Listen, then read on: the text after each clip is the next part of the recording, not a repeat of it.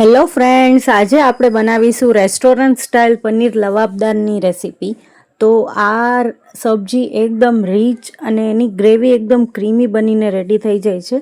રેસ્ટોરન્ટમાં 2 થી 3 gravy mix કરીને આ સબ્જી બનાવવામાં આવે છે, પણ આપણે અહીંયા એકદમ સિમ્પલ તરીકેથી સબ્જી બનાવેલી છે। તો ચાલો આપણે રેસીપીની શરૂઆત કરીએ। ગ્રેવી બનાવવા માટે આપણે એક પેનમાં 1 ટેબલસ્પૂન જેટલું તેલ મૂકવાનું છે, પછી જેમાં 1 ચમચી જીરું એડ કરવાનું છે અને 6 થી 7 કળી લસણની આપણે નાખીશું અને એક મીડિયમ સાઇઝનું મરચાંને કટ કરીને નાખવાનું છે અને એને સરસ રીતે સાતળવાનું છે। પછી તેમાં એક મીડિયમ સાઇઝની ડુંગળી આવી રીતે સ્લાઇસ કટ કરેલી એડ કરવાની છે અને તેને કૂક કરવાની છે। પછી આપણે તેમાં 1 તમાલપત્ર, 1 તજનો ટુકડો અને 2 એલચીને આપણે એડ કરીશું અને સરસ રીતે કૂક કરીશું। સતળાઈ ગયા બાદ તેમાં 2 મીડિયમ સાઇઝના ટમેટાં એડ કરવાના છે, ઝીણા કટ કરીને, અને એને સરસ રીતે સાતળવાના છે। પછી આપણે 1 ચમચી જેટલી કોથમીરની દાંડલી એડ કરીશું અને સ્વાદ અનુસાર નમક, 1 ચમચી કાશ્મીરી લાલ મરચું, અડધી ચમચી હળદર અને 2 નંગ કાશ્મીરી મરચાંને કટ કરીને નાખવાના છે અને 8 થી 10 કાજુ અને 1 ચમચી મગજતરીના બીને એડ કરી અને આપણે સરસ રીતે એને કૂક કરવાનું છે। તમે જોઈ શકો છો કે સરસ રીતે હું કૂક કરી રહી છું અને આપણે ગ્રેવીને એકદમ સરસ રીતે સાતળવાની છે। પછી આપણે એમાં જરૂર પડે એટલું આપણે એમાં ગરમ પાણી એડ કરવાનું છે।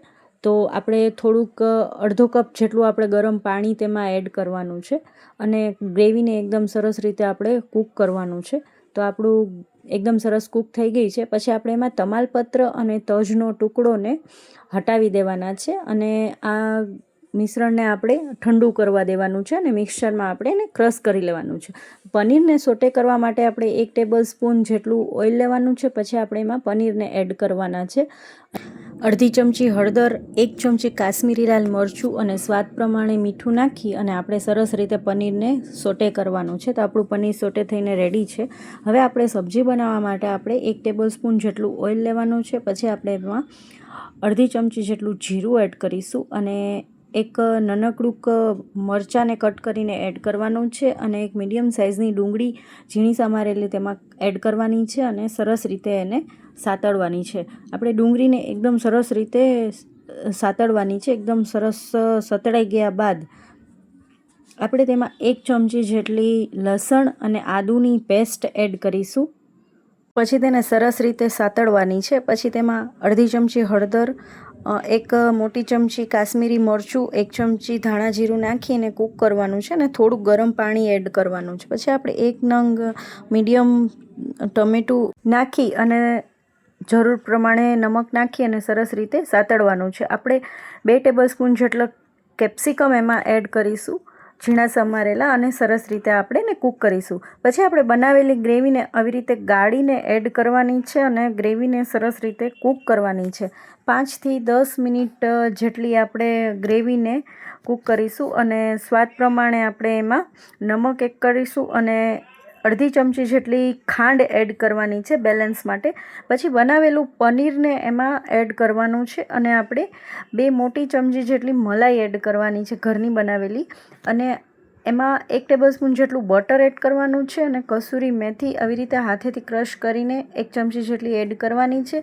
અડધી ચમચી જેટલો ગરમ મસાલો એડ કરવાનો છે અને ઉપરથી આવી રીતે પનીરને 1 પીસ મેં બચાવેલો હતો તેમાં એડ કરવાનું છે ખમણેલું।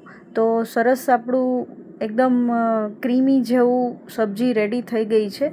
તો એને સરસ રીતે આપણે કૂક કરીશું। આપણી સબ્જી બનીને રેડી છે। તો હવે આપણે એને બાઉલમાં સર્વ કરીશું।